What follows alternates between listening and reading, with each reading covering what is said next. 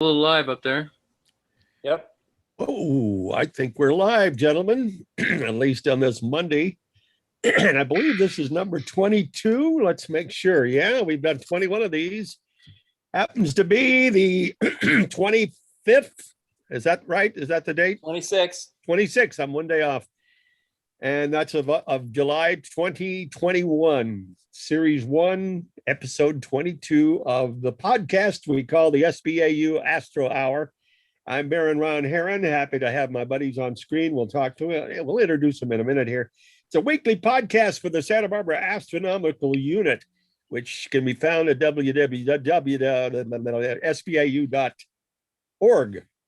And you want to join, you can even watch the show on YouTube as it's being recorded, ladies and gentlemen, every Monday morning, 11 to noon.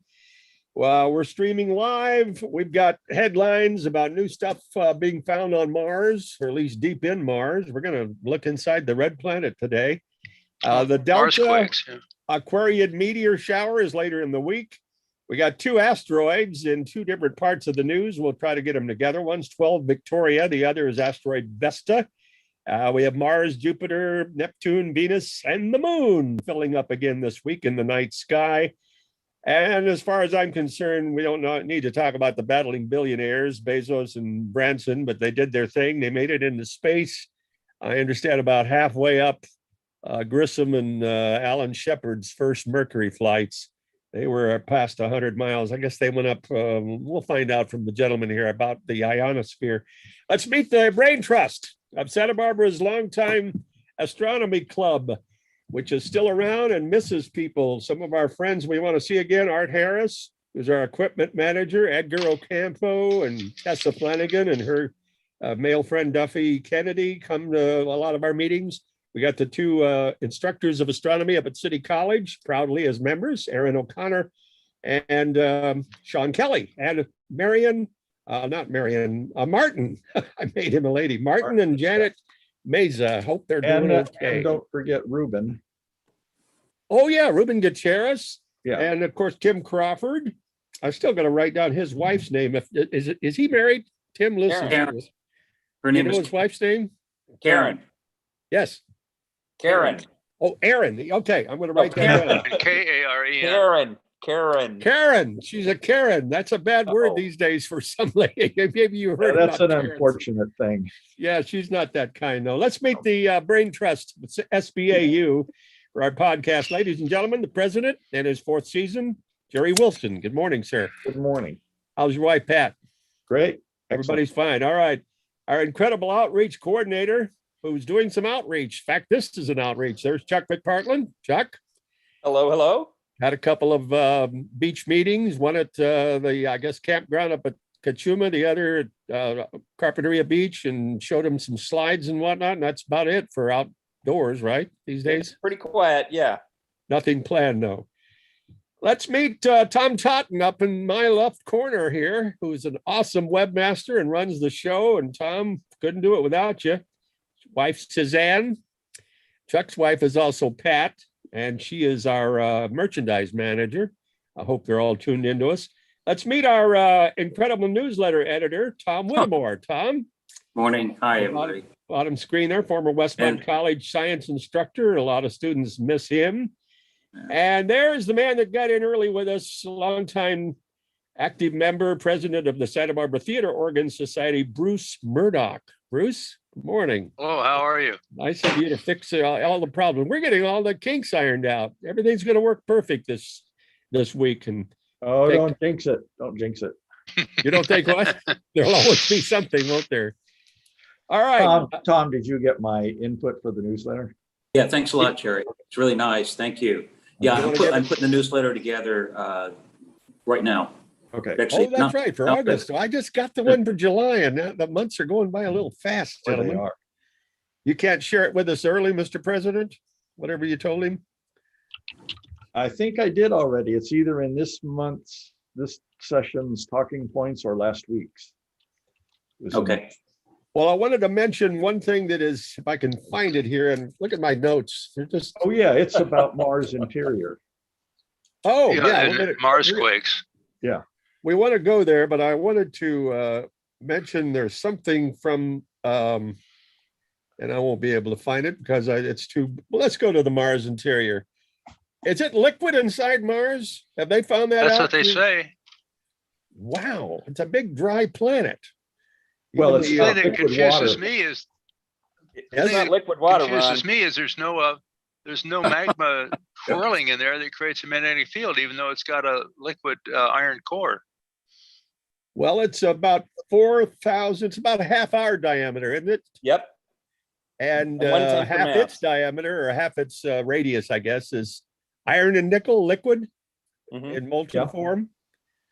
And Yep. there it is, revealing Mars core. This would be from which of the NASA, Insight. huh? Insight. Here it is. Dramatic findings from NASA's InSight lander, which landed November 18th of the 2018, giving us a first look at the interior of the planet Mars. 3 papers just published in Nature magazine. There it is. It landed on the Elysium Planitia, arrived November of 2018, as we said, began recording faint Mars quakes, magnitude up to 4. They're very lightweight there. You could barely Yep. feel them, I guess. That turtle-shaped thing down there below it with the little ribbon of connector going back is the seismometer. And then the other thing with the ribbon coming out of it is the probe that they were trying to hammer down, and that kind of failed. Hmm.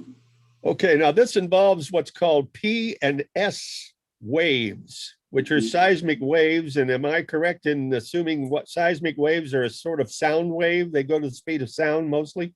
Yeah, the sound wave is compressive wave. And Pressure only. right, and it's longitudinal. The transverse wave, which I think is the S wave, is it? That sounds right. Yeah, Jerry. shear waves. Right. That one's a shear wave, and that's not like sound, but it is a wave that goes through these elastic mediums like this. And they go through different densities of rock differently. They bounce off interfaces differently, and you can tease out the model of what's going on inside from when those waves arrive from a known quake. And it's much simpler to do if you have 3 seismometers, but they only have 1. So they have to Yeah. do some real sophisticated processing. Yeah, I see. Hmm. If you show the graphic that's included there, Tom, you can see the waves going in and bouncing off the internal structure of Mars. Yeah, he was showing that artist actually render. as you spoke. Oh, he did? Okay. Yeah. Mhm. Yeah, there it is. Yeah, the thing that they don't He had show an is the animated Mars. one. The Yeah, thing the that what? they don't show on that is the Mars quakes actually travel along the surface as the shear wave. Yeah, So that gives them a sense of timing. right. But now why would Tom Mars actually have, had an animation that was showing the waves as they pass. That was really Okay. good. Oh, let's see that again then. One moment. fascinating stuff. Here it comes. It's nice. Wow. Oh, yeah, that is good. Oh yeah, you can see Okay, the now- reflection off the core in that too, and about the third dot. There it starts, there's more. I'm assuming, gentlemen, we don't have a lot of Mars quakes, even 4s, because there's no plate tectonics on Mars like on Earth, is there? Now this, what you're seeing in the animation, no, there's not exactly like the Earth. What you're seeing there is a concept from a 2019 model. And you see the graphic with this talk that he showed a minute ago is the new information. There's 3 inner layers on this one, plus the crust. This one has Current more of a data. mantle, probably. Yeah, the current data shows more of just the core and a mantle and a crust. So And a if you very can- thin crust. yeah, if you can go back to the 2021 data, Tom. Well, the core is 2,300 miles in diameter. The whole planet is Yeah. about twice that, right? 4,200. Yeah, it's about half the diameter of the planet. But then there's a magma layer that's about 1,000 miles. Is that correct? Topped by about 15 to 45 miles of crust. Of crust, yeah. That leaves about a little less than 1,000 miles of other layer, which got to be in between. What is that? Well, You no, do- there's only 3 layers. There's the crust, mantle, and core. And because they can't see into the core, they're still speculating there might be a possible very small inner core. Okay. Which would probably be solid How do they know it's nickel and iron? from the density. Yeah. Okay. Are they flowing together? Or are they different layers? Nickel is in the middle and iron's above that, or the No, they're a vice- mixture. They're a Okay. mixture. They're not stratified. Okay. Nickel and iron like each other. What's in the mantle? What's that? Is that So lava? it's probably silicate rock. Oh. Okay, and what would cause a Mars quake? Asteroids. Yeah, it could be an asteroid hit. Probably that's the real chance they have of getting something above a Richter scale 4 is an asteroid hit. But the thing could just be warming and cooling from surface from sunlight, or maybe it has a version of plate tectonics of some type.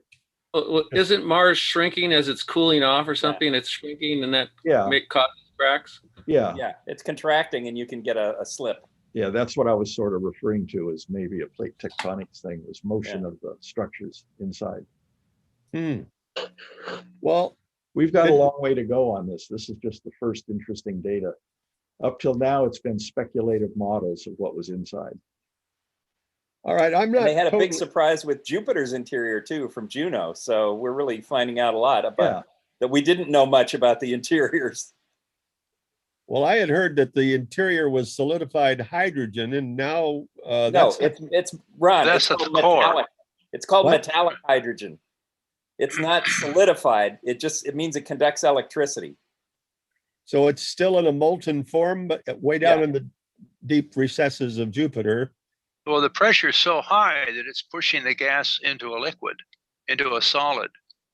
Well, that's It- what I you know, said. you're talking, I don't know, Well, 10 millions, 100 millions pounds per square inch. It's Yeah, but things we can't do on the Earth. It's not a solid. It's a fluid, and it's got the nickel and iron also mixed with it. So it's a very Okay. it's not a differentiated core like they were expecting on Jupiter here. Mhm. And how the heck does something that big turn in 10 hours the whole time?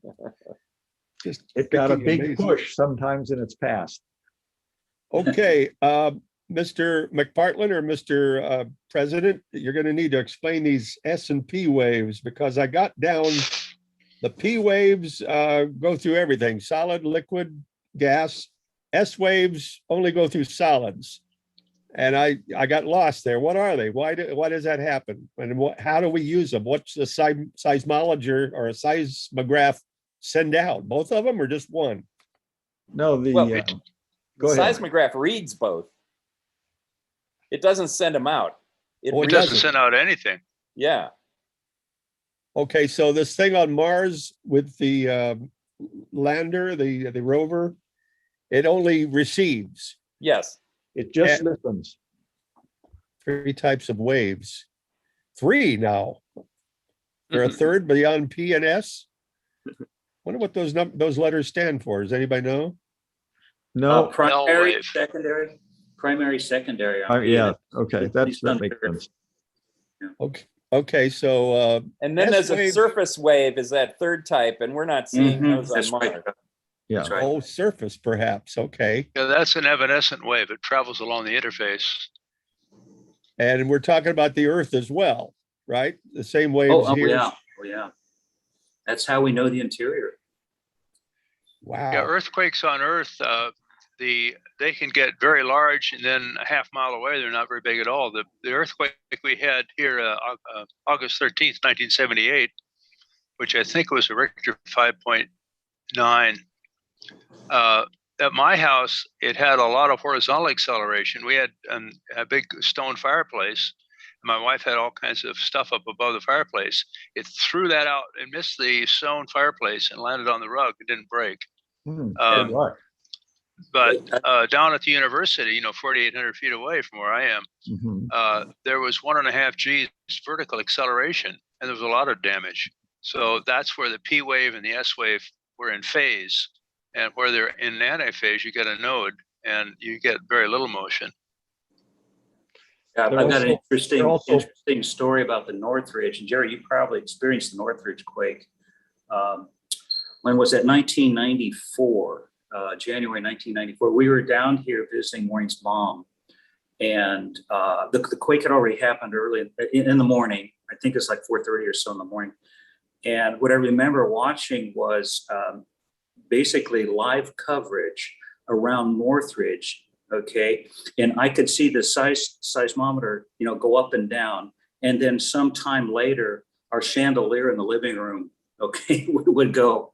Okay, so yeah, that was clearly a surface wave, coming up here, and finally getting here. So as somebody just mentioned before, you get a lot of information, a timing. I think maybe Jerry did from these surface waves. And how the three different types separate from each other. And Yeah, that's correct too. look at the intervals. They arrive and at guess different the times. timing. Yeah, that was just a really interesting experience and something to note, that you would see the seismometer go down around Northridge, and then the chandelier sometime later would start rocking and rolling here. Very interesting. Yeah, I wasn't there for the 94 or 90. Okay. Northridge. When you drove down, I forgot, I think Fourth, whatever the avenue was in Santa Monica, there were a number of 3-story buildings that weren't 3 stories anymore. All third story on all of them because there were. That was in Northridge. That was in a Right. Okay. The bottom layer collapsed. And I Jerry, wasn't did you there go in to the No. The 1971. bottom layer didn't collapse. The top layer fell apart. Oh, I didn't see that. In Northridge, the Right. 3-story building was now a 2-story building because the first floor collapsed into nothing. Right. But I was there during the 71 earthquake. That's Silmar. Yeah, and I was in an apartment in Northridge, and we Wow. had brick and board bookshelves around 2 adjacent walls on Wow. each side of a dihedral wall. And the one bookshelf was completely untouched. The one that was perpendicular to that was spread across my living room in layers. Yeah. Boards, books. Luckily, Yeah. my stereo was on the one that was untouched. So Yeah.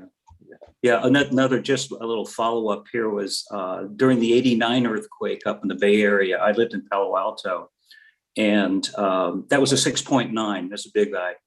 And I used to have all these little dinosaur models in the living room. And of course, they all fell over, and somebody thought that was an extinction mechanism. Yeah. I was in my office here in Goleta when that hit, and you got the boom of the first set of waves, and then a long time later you got the shake of the second set of waves. So you could tell not only was it far away, but it was big. Oh, so Chuck, you felt the Loma Prieta? Yeah, oh yeah. Oh my Yeah, we gosh, did boy, too. did I feel it. I was on my bicycle coming back from work. I was where the Oakland A's and the Giants were going to play in the World Series. Of course, that was completely interrupted. Yeah. Well, let's move on to the South Yeah. Polar region map that was created for NASA to help NASA, because the South Pole of the moon is where the Chinese and the Russians plan to colonize it and build a moon base, and the US is going to land there first with their Artemis mission. Wow. Explore it, possibly set up later a lunar base. So they're doing detailed mapping of the South Polar region. And you see, this is broken up in a lot of pretty colors. It shows 80 degrees of south latitude down to the pole. And the different colors, there's a legend down in the lower left. And the colors indicate altitude. This is the place where their craters are in permanent darkness, some of them are. And so there's water ice there, which is a big advantage for putting up a moon base there. There'll also be things that will be put up on the crater rim where they're in perpetual daylight. So you get the best of both worlds. Huh. Was it last week or the week before that the moon filled up and tilted toward us, and there's an L word that I cannot remember, Libration. libration. Yeah. But that was the top of the moon that we could see some of the craters that normally you can't see Yes. due to its wobble. Now, the full moon, I guess, is going to fill this weekend, right? Coming up. Are we No, going no, it's to? done. We just passed the full We moon. just passed it on Friday. Okay, that's what I thought, because the moon is in one We of had the the nights. backboard dark nights. Okay. Well, last night, Jupiter and the moon were quite close together when you could see them through the breaks in the clouds. Well, that'll come up on our 5 days of weekly, nightly, if you will, sky that the president downloads from Astronomy Magazine here in a minute.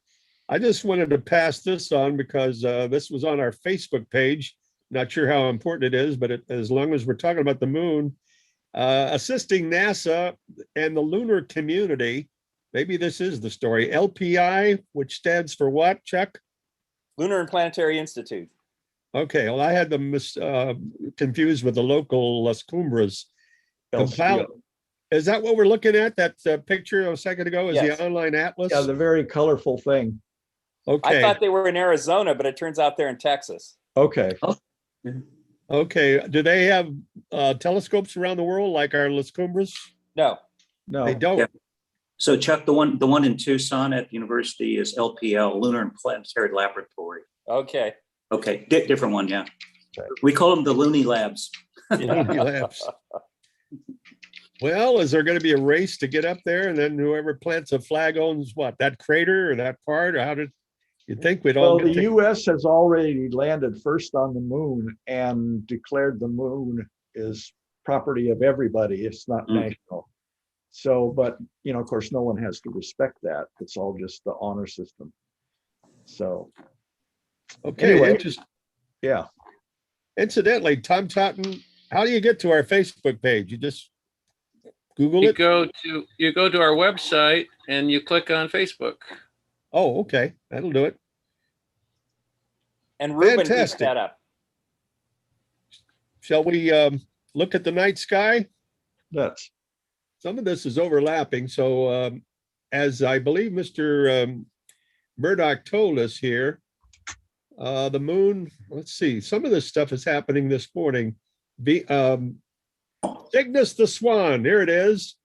You're going to find it. You're going to find Vulpecula, the Fox, relatively small constellation, and home to the beautiful and often underappreciated open cluster NGC 6940. It's about almost half a degree wide, and it's about 6 degrees southwest of magnitude 2.5 Epsilon Cygni, a group of young stars at magnitude 6. I hope that's now six. I put the number NGC 6940 in the place where the open cluster, which is quite small, would be, but this finder chart doesn't actually show the cluster. Oh, okay. So that's where it is. And there's I think Epsilon Cygni is the star. Could you go back to the finder chart, Tom? I'll get there in just a second. That, of course, would be the beautiful swan when thrown on the Oh, interior. that's- yeah, that's Advent the Planetarium. Cygnus. There it is. There it Yeah, is. that doesn't So help. that's going to be the wing star. Yeah. Green star. Yeah. Well, probably Aljana, the one above. Yeah. Well, they say you can use binoculars or a small scope. Yeah. You guys have bigger. Are your guys scopes small, considered small or big? Both. Some small, some big. I have some small, some big.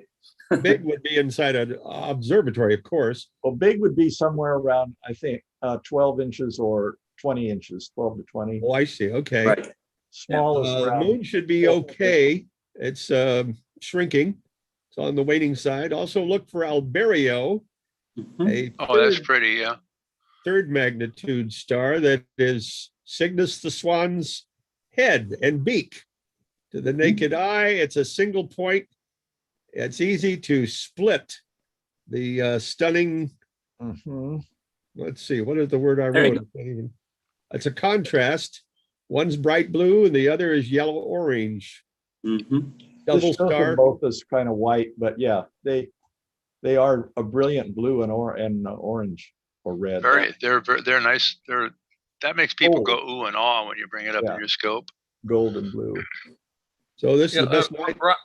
Ron, I want to go back to the NGC cluster there because there's another name there called Mothra, and that has to do, let me get you a picture of what Mothra is. Mothra? See if I can- Mothra. The I thought that was Mothra, a horrible Japanese flick. Yeah. Godzilla. Exactly.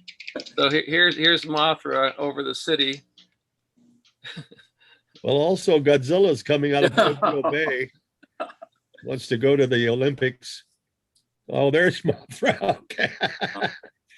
That's how we summon Batman. We throw that on the sky. But if you do look at the cluster, it does. If you zoom in on it, it does kind of have kind of a moth shape. You can imagine the kind of moth wings, I guess. Yeah, among all those exotic flying horses and swans and lions, we should have a damn moth or a bug of some sort. We do Can have you a imagine Got the moth, butterfly you know? cluster. Yeah. yeah. Well, Okay. you've got Mosca the fly. God, I Muscat. love this astronomy. Okay, shall we go to Tuesday, the 27th? Give Tom time to reboot over there. Sure. Moon is on waning and it's continuing to pass the planets this week, passing 4 degrees south of Neptune at 11 in the morning. That's the one. That's right about now. Best time to catch the pair in the early morning hours. How in the world do you watch during daytime? That's crazy. Just after midnight, that early morning hour. All right. And so I set the time at 10 minutes after 1, which is roughly what they asked. And what is that bright thing? That's the moon. Is that the moon? Yeah, because it's just past full. You can see Neptune out there, Jupiter, and you can see the circlet of Pisces out there. And all that white represents the flooding that it does of the sky. Glare from the moon, yeah. Worse than a Goleta street light. Yeah, about the same. Not the same. Did they put those LED lights in on the streets yet? Not in my area. Unfortunately, yeah. They're going to do it everywhere. Well, It'll save energy and they'll put higher brightness ones in and it will ruin the night sky even more. I've done a lot of astrophotography from my deck, but I can't do it anymore. It's too washed out. It just ruins the night sky. They don't even have cones over it to aim it at the ground for us. That doesn't help that much. It The doesn't. the asphalt is about 16% reflective. So, Really? you know, there's a very bright blue component in the LED streetlight spectrum. That reflects off the asphalt, goes up in their atmosphere, and then scatters. Our atmosphere scatters blue light. That's why the daytime sky is blue. And so what comes back down to you is that we don't have black skies anymore. They're milk colored. And our cameras see color in any amount of light. I showed you that picture of the Milky Way that I took. Overhead, the sky is still blue, you know, just due to the nighttime light pollution. Right. Well, it's just a matter of time before Santa Barbara follows Goleta and we wash out our sky over here. Of course, I don't know how many people set their telescopes up in downtown Santa Barbara, where I live, but Neptune is in the East Aquarius, right? About 8 degrees below the circlet of Pisces. By 1 o'clock in the morning, the still bright moon is 8.5 degrees southwest of Neptune. Now a dim flat magnitude 7.7. Use binoculars or one of our telescopes. The moon will wash out much of the background, making Neptune hard to spot, as you notice here. Jupiter will be 16.5 degrees due west and even appears with our satellite above the horizon. So that's tomorrow. Getting ready to say goodbye to July. Wow, it's amazing. Yeah, we're going through the summer really quickly. Well, it's called old age. Jerry, means sorry. Things are fast and there's just, it scares the hell out of me. Wednesday, shall we go to Wednesday? Okay.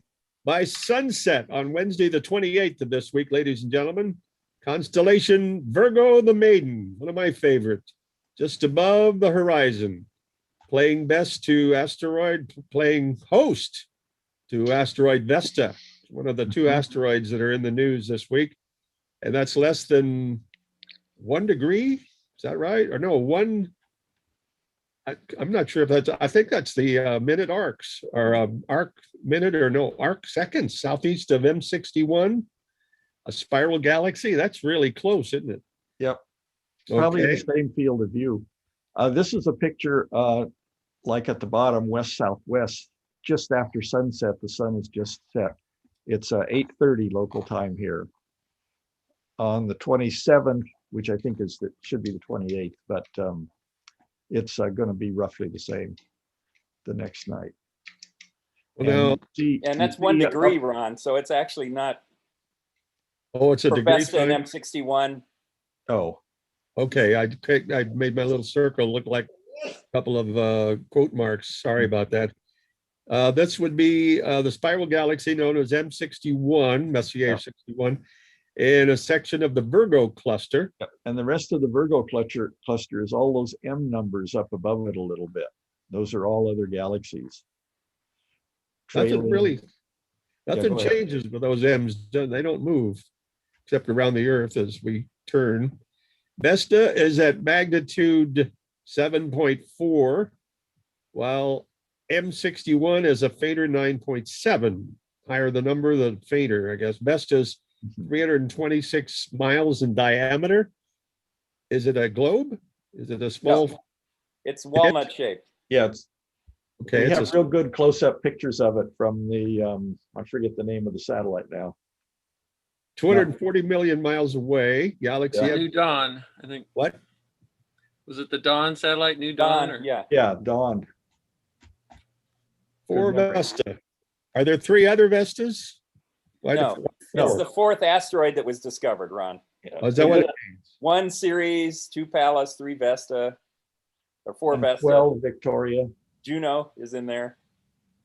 Okay, and it's 240 million miles away, closer to Mars, of course, because it's in between Mars and Jupiter.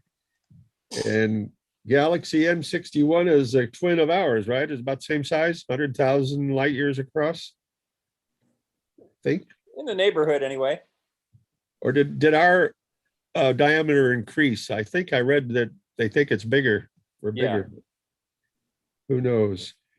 Asteroids easier to spot than M61. Start searching ASAP after dark.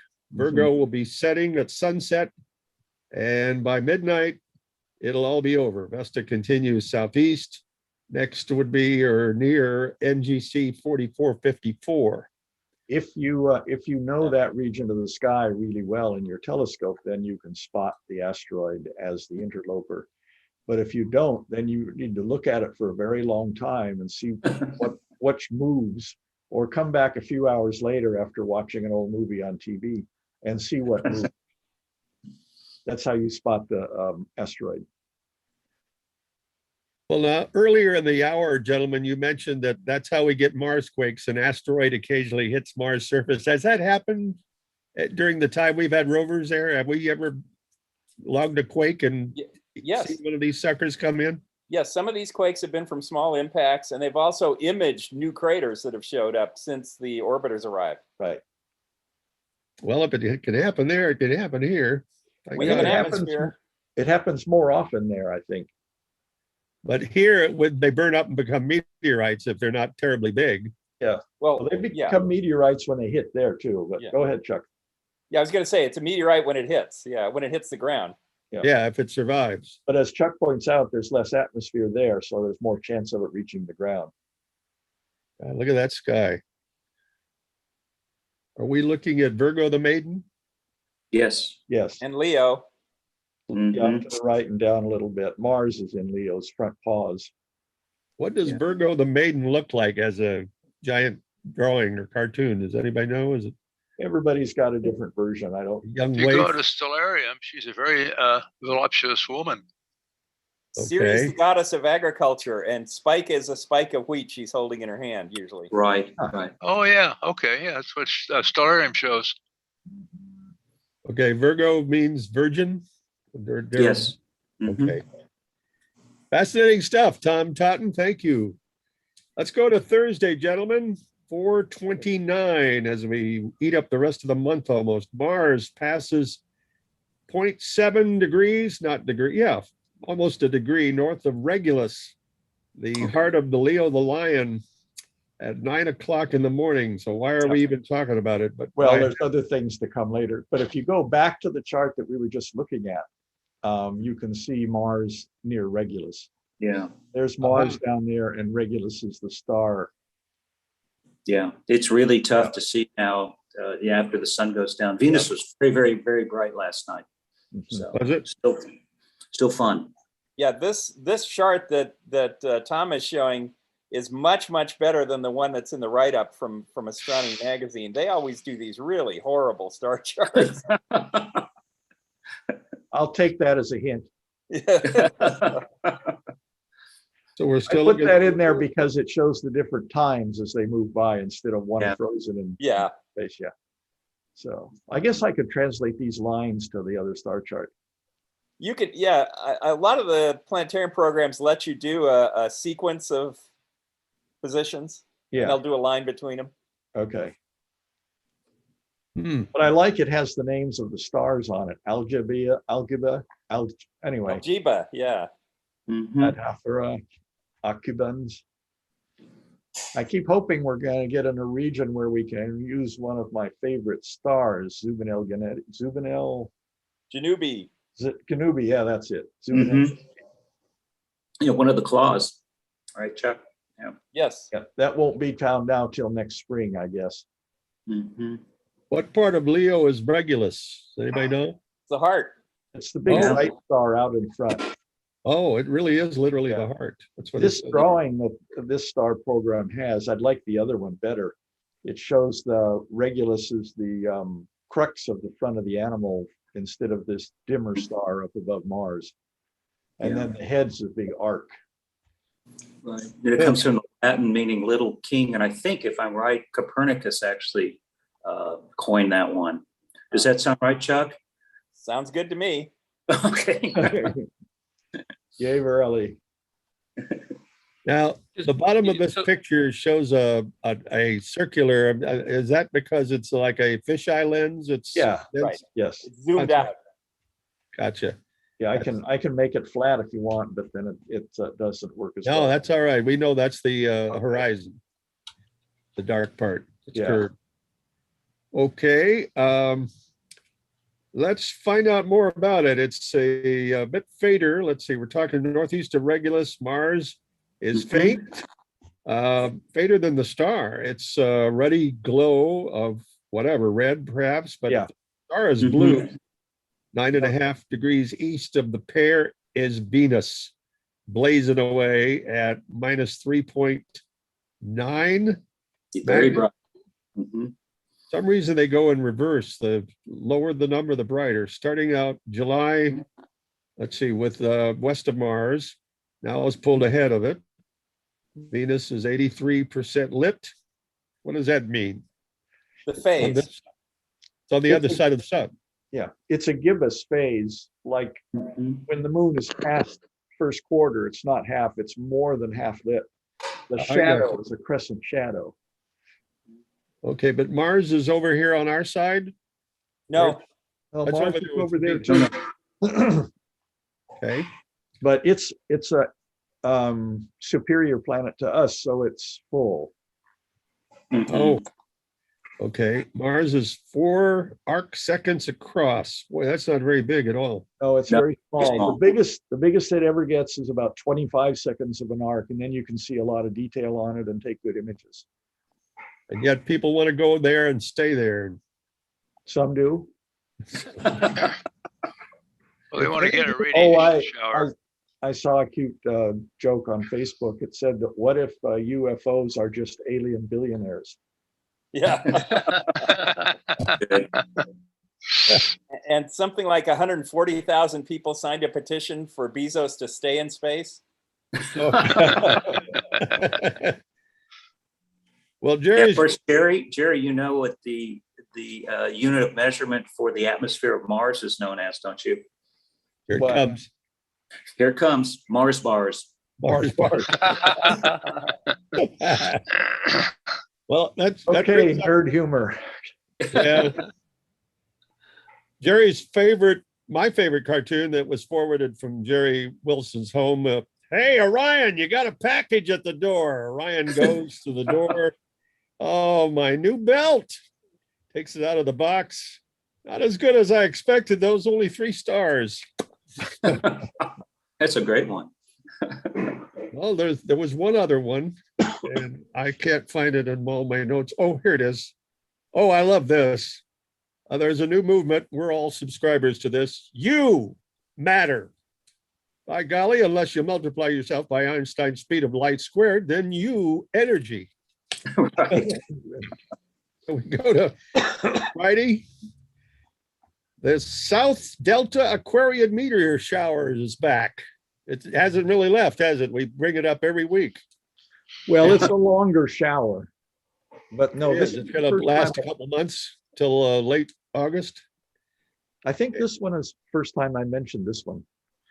What's This that? is not, this is not the Aquariid meteor shower. This is the Southern Delta Aquariid meteor shower. Oh, really? Maximum observable rate of 25 meteors an hour. Best time to look early in the morning. About before- one every 2 minutes on average if you have a good dark sky. Mhm. And it's You have to radiant, go up to Venezuela to get that. Uh-huh. but the Delta Aquariid's radiant, meaning the source, is different from the other one. It's the apparent source, not the real source. Yeah. Okay, it's near the third magnitude star Scat. Or is a new one on me, SKAT, Scat. Yeah. In Aquarius. It's about 30 degrees high in the sky on the southeast side of the lower left of Jupiter. Higher the radiant climbs, the more meteors you're likely to see. Mhm. Till it's, let's see, a bright dawn sky approaches the moon's in Pisces by Friday. So you'll see about 20 an hour. Uh-huh. For best viewing of the meteor shower, pick a spot with little artificial light pollution. Move to Utah. Southern Delta Aquariids last through August 23rd. The moon will shrink down and allow us to see more of them. Any of you gentlemen watching those? No, What? the moon is bad. The Yeah. moon's real there It's now. not one I'm going to go up in the morning to see, but I have set up in a Chase Lounge out back at various times to see meteor showers. Some were Yeah. very good and some were very bad. It just fluctuates. Coming up, the Perseids will be great, hopefully. Yeah. Could you What go is back that? to the other finder chart, Tom? Sure. I don't like these ones with the symbols on it because that's not what people see when they look in the sky. Well, that's what I see. They I don't know also about don't you, see all the bright stars that these image or these drawings show. Yeah. I had fun putting in all the names of the stars I could find. Difta, Fomalo, Deneb Algeri, Sada Sud, Sado Melik, Enif. I guess that's as high as you can go. So that's Enif. Yeah, Moloch is angel. What's that? Moloch is angel. And that Dana Algeri means the tail of the goat. Really? Any day Dana is going to be a tail. Tail. Okay. Yeah. Okay. I didn't know that. Thanks. And then Altair up in the upper right. Yeah, Denebola, tail of the lion. And Yeah, that's Deneb right. and Cygnus. Yeah, and the other stars up there that have Saal like that means luck. It's word for luck. Okay. Yeah, so it's like And what- lucky one of this and lucky one of that. That's right. Yeah. Really cool. Yeah, it was basically the Arabs that kept astronomy alive in the Dark Ages, Uh-huh. They named all these stars, What about Sad al Sud? Does that mean south or something? Sud? No. Chuck, take a shot. I don't remember the exact, there's lucky one there is a lucky one of the South, but I don't think that's it. Okay. Yeah, one was like luck of the king or luck of one of the king, and then one was luck of the luck. Yeah. Luck of the luck. Yeah. There's a I'm bunch sorry, of lucky I'm lost. guys hanging out there. Pisces, circlet of Pisces. Is this the radiant, the area? Yeah, just below the word scat for the star there. Oh, That's there it is. the apparent Okay. radiant. But that doesn't mean you look there for the meteors. The meteors occur way up in the upper part of the screen, most likely away from the moon, are the ones you're likely to see. But if you draw a line through, if you can remember the meteor's path, if you draw a line through it, they will all come back and intersect at this point. Yeah. They hit the Earth's atmosphere anywhere in the sky. So that's why I use a Chase Lounge and I lay on my back and look straight up with the naked Mhm. eye. Yeah, If I people look are with always the binoculars, what's that? People are always asking, what telescope is best to watch a meteor shower? None. I was just going to say, if you use binoculars, which I've done, you always miss the meteor. Yeah. That's right. What if you left a camera with a lens open Yep. Oh, that's the way. Yeah, I've done that before. People do it. and you got Can't all leave it those? open. Can't leave it open too long here in the city Oh, because but of now street lights. you mentioned the Perseid. Is that right around the corner, Chuck? That's August 11th, 12th. That morning is its best. Mhm. And for the benefit of anybody watching that doesn't know what causes these, it's leftover comet debris, isn't it? Comet or asteroid debris, yeah. Asteroids leave stuff behind like comets do? Sure, the Gemini shower is rocky stuff from an asteroid that seems to be a burnt out comet. You know, all the volatiles are gone from it. So now it's pretty much an asteroid. But it goes so close to the sun that the large heating event causes pieces to flake off of it. And there was a situation a short while ago where we put a probe on an asteroid or near an asteroid. Right. And as they were looking at it, they saw pebbles coming off the asteroid. Yeah. Now, most of those probably landed back on the asteroid, but some of them will trail along in the wake of it forever. Yeah, these rubble pile asteroids often have a diamond shape because they're rotating. And the stuff around the equator can actually get tossed off. Yeah. If there's little landslides. Really? It's Wow. like being on the very outer rim of one of those kids' carousels that you push around real fast. Yeah. Kids on the edge get thrown out. And they'll just spin like that forever. Nothing stops them. There's no Right. Until they hit something. eventually something will hit them. And how many meteor showers a year are named and we wait Ooh. for? There's a bunch. There's a A lot. website that lists them. Yeah, the big ones are basically Perseids, the Leonids, Geminids. Those are the big ones. Orionids. Yeah. Mm-hmm. Mm-hmm. So they're named for the part of the sky they come from, not from the comet that passed. Where Right. their radiant is, yeah. Right, where the radiant appears to be, yes. And most of them have been identified as to where they originally came from. And some of them will have old names from older constellations that are no Yeah. longer valid, like quadrantids and things like Right. Is there a period of time during the year when there are no meteor showers? If we see anything, it's just a rare, A onesie. Yeah. onesie. Yeah. And Yeah, do they- I think Chelyabinsk was a onesie. Yeah. And there was one that landed, I think the first one that was ever spotted. And 24 hours before it hit, they projected it was going to hit. So it was the first one that was predicted to hit and then it hit. And it went down in the desert somewhere near Sudan. Yeah. And it was observed by an airline pilot who saw a pulse of light way out off on the horizon somewhere. Wow. Did they find it? Yeah. And it was Yeah, they still found lots of steaming? pieces. Really hot as hell, I'll bet. No, they aren't hot. Often they're covered with frost when they're found. They've been cold soaking in space for billions of years and they go through the atmosphere in a few seconds. So only the outermost layers heat up. Really? Have any of you heard of the strange little buzz that happens that's electrical and not sound waves the minute they go? I've Yeah. heard bolides in the Utah desert, where they pop. Yeah. Have you ever seen one of those, Chuck or Jerry? Yeah. Oh, yeah. I've seen a couple Yeah, of okay. them. I've They're seen them. red I've and never flaming. heard anything. Although some people hear that and they can also hear power lines, I see. especially if they have a lot of fillings in their teeth. The old style metallic fillings. That's when you pick up radio stations on your crystal set in your mouth. Yeah. I once worked at a radio station in the 60s that had 50,000 watts. That's as high as you can go in this country. And the big tube and the transmitter was in the next room about 5 feet from me. And I could hear my radio program on my teeth. Yeah. Everything I said rattled the fillings. You were too That's close pretty to the fly strong. Fascinating stuff. Now for the asteroid 12 Victoria, currently Oh, yeah. locating in Aquila. Is that how it's There. pronounced? What's Okay. that? That's how it's pronounced. In Spanish, it'd be Aquila. Aquila. I have no idea on these astronomical names. If you've got a different way to pronounce it, you're probably right. And Tom, it's in- Tom would know because it's It's Latin, yeah. I say Aquila the eagle. Okay. the eagle. Okay, so So Yeah. this is an artist that asteroid has never been imaged directly, but this is a computer model, a really nice computer model Wow. of it in different rotation stages, and this is determined only from the fluctuation of its in brightness with time.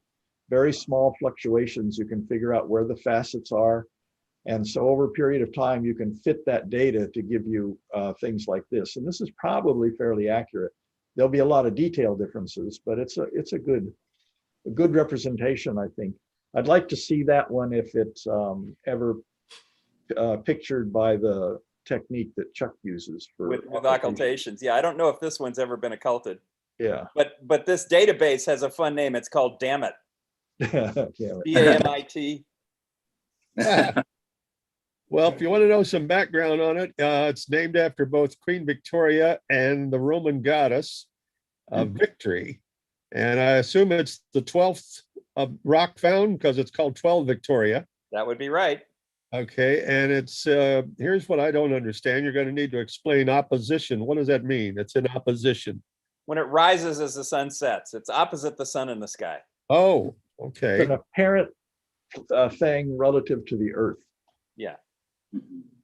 Well, since I joined the club, I learned there's a couple other asteroid belts that happen to share Jupiter's. We don't see those suckers. They're not even the little planetoids or whatever they call the dwarfs, or do they They're not have dwarf any? planets. They're just asteroids, but they happen to be trapped in the Lagrange points of Jupiter. Yeah. But We are they see the same type of rocks? Do we have large ones, small ones? The ones that I just saw here, shaped like a little They triangle? have size variations, but they're interested in visiting those with this Psyche mission coming up because, or Lucy, I guess it is, because they may have trapped things that are really primitive in there, like Kuiper belt objects that came in and got captured by Jupiter. So they really want to investigate the composition. A lot of them are dark and they seem to be carbonaceous, so they might be quite old. Mhm. But the There's ones that share Jupiter's orbit are called the Trojan asteroids. Why is that? Well, I think the name they gave to the first one was a Trojan, like Achilles or something like that. And then they found there was this other set on the other side. So one set is the Trojan heroes from the Trojan War, and the other side is the Greek heroes from the Trojan War. Although one of the Trojans is in the Greek camp, and I think one of the Greeks is in the Trojan camp. So And they're 120 degrees apart, huh? yeah. And if You they're also have the Hildas, which are opposite Jupiter. In the opposite, main belt, or in part of the main belt. Yeah. Or the Yeah, Hildas, There you go. Hilda. Yeah, that's like a collisional family. So you might have been a bigger object at one time that broke apart, and they share orbital characteristics. Huh. I thought they were named after my aunt. Yeah. well, if they ever go into Pegasus, they become a Trojan horse. There Ta-da. you go. All right. Interesting stuff, my friends. Wow. Down to the last 5 minutes, but Okay. what a busy time. Are we out every night with our instruments, gentlemen? Yeah. Been foggy for me here. The clouds have won. Yeah. Yeah. Yeah, there was a good chance asteroid occultation for me tonight, but I don't think I'm going to get a shot at it because of the clouds Mhm. tonight. Well, if we lived in Bakersfield, we could really see some good sky, but we'd burn our buns off during the daytime, wouldn't we? And they may be getting smoke. I don't know. Most of it's blowing north, it seems, but We're so Nice. lucky to live here. How close, gentlemen? I think, Bruce, you go up to Cielo. Is that how close you get? Yeah, Camino Cielo. It's a 42-mile round trip from my house up there and back again. 42 miles? Right, we go up the Refugio Road all the way to the top, and then Oh. where it Can you- joins West Camino Cielo, you turn right, you go up another 2.5 miles, and then there's a big clearing where you can set up a big flat area. Why wouldn't you just go up 154 and hang a left and go that route? Too bumpy, too You long? can't get Doesn't well. go that far. You can't get East Camino Cielo. West Camino Cielo is it doesn't go through. It's a fire road, and It's a fire road, and with the rains that they had, they've Right. not gone back and repaired it. So it's got Right. big gullies in it, and you can take a motorcycle or a bicycle because you can pick your way through it. But a car, you're going to get high centered. You won't be able to go. Okay. Same thing can be said about Refugio. It ends about Reagan's old ranch, doesn't it? You can't go down to. No, it goes all the Bowling. way to the top. There's a big sign up there when you get up the top that says something about road closed. I mean, no, that doesn't go. Normally I've done that years ago. You can go down the other side and end up in Santa Ynez, but Okay. it's washed out and they haven't repaired it. But you can certainly turn right when you get up to the top of Refugio Road, where the big yellow sign says, road closed. Then you go up that. That's open for quite a ways up. It's certainly open as far as we go. I think we go up about 2.5 miles. Is it paved? Listen, or as long as you're on the screen, Bruce, why don't you tell us real quickly how the Organ Society of Santa Barbara is doing? What do you guys got planned? Well, we're going to do some more videos. We have a woman, Gail Kivistad, who is the daughter of our past treasurer, now deceased. And she's been very active in trying to promote the organ and she wants to create an operator's manual, which we really don't have. I mean, it's all in my head and one other person's head. How do you turn it on? What do you do? What do you don't do? And so she wants to do a video and put together an operator's manual. And I thought we were going to do that this week, but I haven't heard back from her. But as far as the public coming in and doing anything, that's not happening. Yeah. So I noticed George Ferrand is in this picture up here. Yes, that's correct. That's not Ferrand Hall, because that's No, It's a different spelling. Yeah. Okay. It's Ferrand, and Ferrand Hall is END. No, Ferrand No, Hall is the other way around. Farrand. So it's an A Right. where the first E is. Yeah, the first E would be an A. Yeah. That's No right. coincidence of names. No relation to our hall. No, Mm-mm. it's not. Got to tell you, Totten is awesome. He called that up immediately. Just Tom, you're doing great. Thank you. And we still mourn the loss of one of your biggest supporters earlier this year. Hal Conklin passed away, didn't he? He was there at the beginning when I asked him to do Bach's Fugue in D on that sucker. What are we going to be talking about in the future? What? D minor. You mean D minor, huh? Yeah, I could sanitize down somewhat. That's our incredible newsletter, as edited by Mr. Tom Whittemore, who does a great job. And Actually, what's this is your the webpage. what's your topic this month coming up, Mr. President? My topic? Yeah, Yep. Oh, for the newsletter? Marsquake. Yeah, for the issue, Jerry. Yeah, it's the Marsquake. Oh, the Marsquake. A brief summary of the results. Yeah. Yeah, here's the newsletter. There Yeah, it this is. was the July. This is the July issue. What's the picture show? What is That's it? Westmont. That's the deck at Westmont. Can you enlarge that, Tom? I'll see if I can. Because sometimes there's funny little captions under them. But if you see the pier there, that's where Tom Totten would set up, and the 8-inch SCT Schmidt telescope that he uses. And that's That's down Tessa in and Duff in the That's background. Tessa and Duff. Yeah. Yeah, that's Tessa and Duff. Okay. Well, It's a that good crew up there. we could still set up outside in the parking lot at Camino Cielo, couldn't we? Not Camino Cielo, Camino Real. Remember when we used to do that once? They haven't said anything about having gatherings there, so. Yeah. Yeah, the only problem with that deck, Ron, is that it's very bouncy. Okay, whereas, for Tom, where Tom sets up the telescope, that is a firmly mounted pier there that goes down to Country Rock. And so you can jump up and down like a crazy person, but that will not shake. Okay. Yeah, another problem with that deck is it's basically lattice work. So if you drop any small screws or anything, it's honors. Yeah. I'm still looking for that quarter, Chuck. Yeah. I see that deck and I think of the cookies Tom Totten used to bring. I don't know why. Tom always would bring cookies. They'd be up there. Always would, yeah. Gotta stay warm. Hope we could That's the only way you get people to come up there, right? Yeah. Probably a bunch of chocolate chips down through that lettuce work too, huh? Mr. Outreach, you let us know if you're doing any occulting in future shows, all right? Yeah. And you don't have to take off and go to a higher ground. You can do it from your driveway, can't you? Yes, unless the marine layer comes in which case there was one case last month or early this month where I had to run up to the West Camino Cielo to get it. Oh, Wow. well, I got some So questions about it. We are part of the museum, or under their umbrella Yep. Mhm. do their outreach. We follow their rules for exposure Yep. to the public and mask wearing and things like that. And they were looking hopefully towards some kind of another step toward normalcy this fall. But now with the Delta variant coming on so Yeah. strong, it looks like that may be problematic. So Yeah. as a club, we're looking to start after the first of the year. Yeah. Do we Subject know to- who has subject to replaced? change with no notice? Do we know who has replaced our beloved concierge Javier? Javier, yes. Charlotte, isn't it? Yeah, Oh, Charlotte Zemer has kind of taken over his job, although, you know, she's just kind of part-time she's not officially astronomy programs manager, but she's handling all that stuff. I don't know if they officially gave her that title, but she's in charge of a bunch of other things too, right, Tom? Right, educational things like schools and all that coming in.